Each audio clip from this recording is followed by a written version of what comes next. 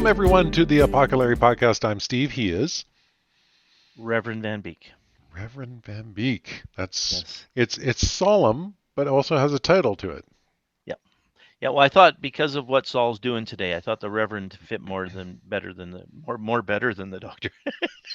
Hmm. I see Good what you good did there. English I there. see what you did there. Yeah, that was good. That was good.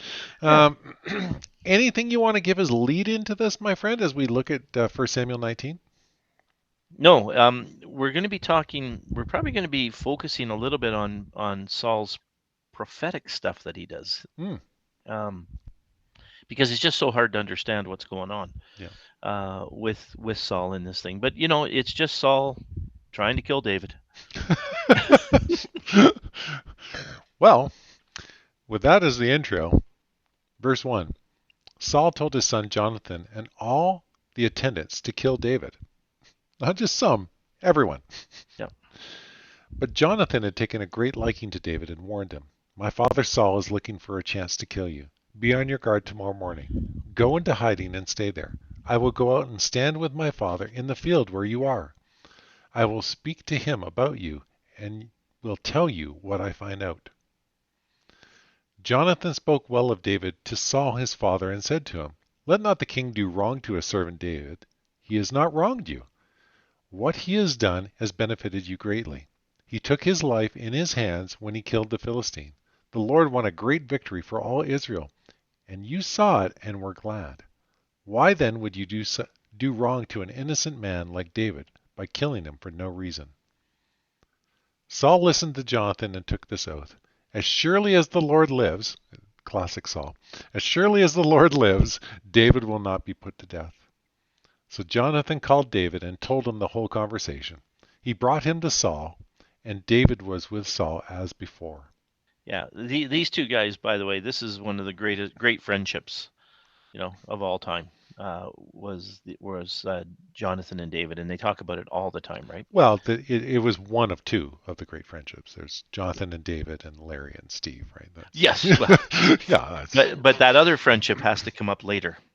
right. Yes, when I'm shooting the arrow over you and hitting you in the back by mistake. Oh, sorry, Steve. I feel awful. I feel awful. I feel awful about this one as well. But anyway, so Jonathan, of course, goes to his dad and says, like, you shouldn't do anything. David's good. And his dad says, oh, okay. And it looks like it's going to be okay again for about one verse.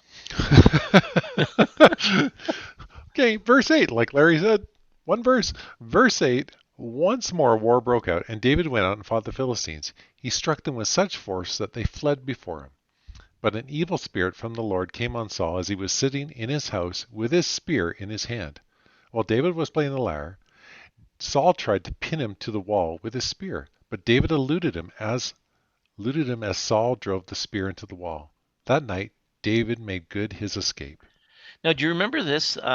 He threw a spear at him earlier on too, didn't he? I almost to the point where going, did we read this chapter before? Yeah. It's crazy. And, somebody might say, David's stupid. But but remember, through the whole thing, David actually still cares about Saul. But the part we want to focus on here, of course, is that an evil spirit from the Lord came upon Saul. Hmm. And that kind of messes people up. And so most of the guys that you read, they want to play games with this, and they want to say things like God didn't send an evil spirit. God is in control of everything that happens. So all that he did was backed off and allowed this evil spirit to affect David. But really, he sent an evil spirit. Uh, That's what the text says, that's what the right? text says. And it probably says that in the Hebrew too, right? So, Yeah, and so it's a weird thing, eh? It's a weird thing. So no matter how you want to play it, whether God just backed off and this evil spirit was allowed to inflict Saul, or Saul's attitude made this happen, but all those things are true. But as the scripture says, an evil spirit came upon him, and there's a little subnote there. If you want to go down, you might read what your version says. I'm just curious. yeah, or but a harmful. A harmful spirit. A Yeah. harmful spirit. Yeah. Yeah. And so, but God did allow this to happen to Saul. But then, Saul is losing his kingdom. Hmm. So David that night finally he took off. obviously Jonathan was wrong. He doesn't blame Jonathan for this, by the way. Hmm. Jonathan was just wrong about his dad. Hmm. Hmm. Yeah, everybody wants to give Saul a lot of leeway. I mean, I think the guy was just a really likable guy. Yeah. And everybody, because he could be king, and everybody thinks, well, we got to obey him because he's a king, but nobody likes the jackass. But I think Saul was likable. Yeah. Almost. He remind, Yeah. he, You almost get a gregarious type Saul in your mind, right? yeah, yeah, he makes me think of my older brother John somehow. Hmm. Hmm. Nice. In Nice. all ways, yeah, yeah. So anyway, Okay. Verse 11. Saul sent men to David's house to watch it and to kill him in the morning. But Michal, David's wife, warned him, "If you do not run for your life tonight, tomorrow you will be killed." So Michal let David down through a window, and he fled and escaped. Then Michal took an idol and laid it on the bed, covering it with a garment and putting some goat's hair at its head. yeah, which is what any 8-year-old girl would do that was trying to hide something from their parents. Yes, I don't yes, know what she's thinking here. yeah, yes. As every time that we snuck out of the house when we were 15, we tried this too. Yeah. Um, whatever. Verse 14. But When Michal, it is Go ahead. important. Michal did love David. Hmm. At this point in this story, she still really cares about him.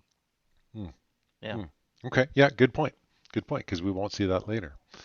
Uh, Verse 14. When Saul sent the men to capture David, Michal said, "He is ill." Then Saul sent men back to see David and told him, "Bring him to me in his bed so that I may kill him." But when the men entered, there was an idol in the bed, and at the head was some goat's hair. Saul said to Michal, "Why did you deceive me like this and send my enemy away so that he escaped?" Michal told him, "He said to me, 'Let me get away. Why should I kill you?'" Yeah, a little bit of a lie. She did tell him to leave, but she basically said to him he was going to kill me if I didn't let him go. Hmm. Yeah, kind of interesting, eh? Hmm. Hmm. Yeah, I don't blame her. No. Uh, you know, Saul was one to just kill anybody at any point in time. Right. Right. Yeah. Right. Verse 18. When David had fled and made his escape, he went to Samuel at Ramah and told him all that Saul had done to him. Um, then he and Samuel went to Naioth and stayed there. Word came to Saul, "David is at Naioth at Ramah." So he sent men to capture him. But when they saw a group of prophets prophesying, with Samuel standing there as their leader, the Spirit of God came on Saul's men, and they also prophesied. Saul was told about it, and he sent more men, and they prophesied too. Saul sent men a third time, and they also prophesied. Finally, he himself left for Ramah and went to the great cistern at Seku. And he asked, "Where are Samuel and David?" Yeah. So Saul sets 3 groups of people. Every one of them ends up with these prophets, and every group starts prophesying themselves, and they from the sound of it, they don't go back to Saul. They leave David alone. They listen to Samuel, and they all leave. But this prophesying thing is weird. You remember when the prophets came down before, and then Saul met them Right. and started prophesying with them. They So for me, prophesying is one of two things. It's forthtelling, like when you preach the gospel to Hmm. people, you're forthtelling. You're telling them how they should live. Or it could be foretelling when you're telling them what's going to happen, like Isaiah talking about the coming Messiah. But the guys who are writing about this are thinking this prophesying could be more just worship, and it could be musical. Mm, mm, okay. Yeah. So he picked up a guitar and no, he and started playing. Or he could have been singing with them, Mm, or doing that kind of a thing with them as well. So it's not prophesying in the way that we normally think of prophesying, even though it could be, because we're really not 100% sure what's going on with these right. guys. Right. Right. This is years before Elijah and the school of prophets. Mm, okay. But maybe it was the same kind of thing as that as well. Okay. Like, we Okay. just really don't have enough information Okay. from what I've been able to ascertain. Yep. So Okay. yeah, Last half of 18 then. So they asked, where is Samuel and David? Over in Naioth at Ramah, they said. So Saul went to Naioth at Ramah, but the Spirit of God came even on him. And he walked along prophesying until he came to Naioth. He stripped off his garments, and he too prophesied in Samuel's presence. He lay naked all day and all night. This is why people say, is, is Saul also among the prophets? Yeah, weird, eh? Yeah. Just very weird. Because you read earlier on that God sent an evil spirit upon him, and then you come down here and he is prophesying with the prophets. And they think that there was just such a powerful presence of God in this place Mm, that it even affected him. Now the stripping, and it could have been, this could be a form of repentance. The stripping off the garments and prophesying and laying that way all night is, they think it was more of a repentant thing that he mm, was doing. mm. Of course, he gets up and nothing changes, but at that moment, he was filled with the Spirit of God, and the nakedness.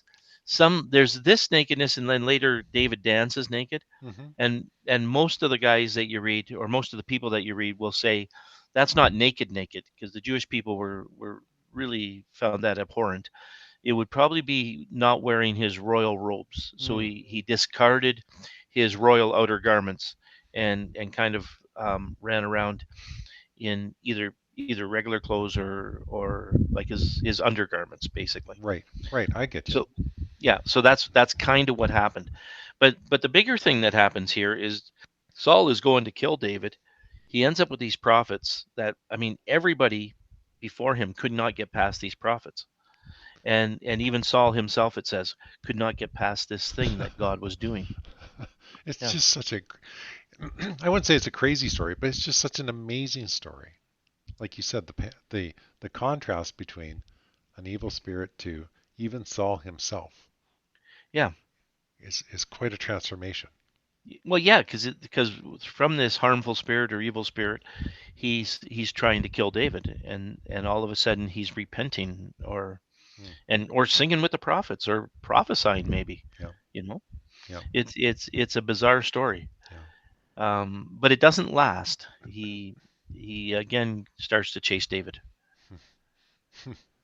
and David, who has some faults, um, really loves Saul through this whole thing. Yeah, yeah, It's crazy. It's yeah, crazy. yeah. Talk about honoring God's chosen king, even in the Yeah. spite of who he is.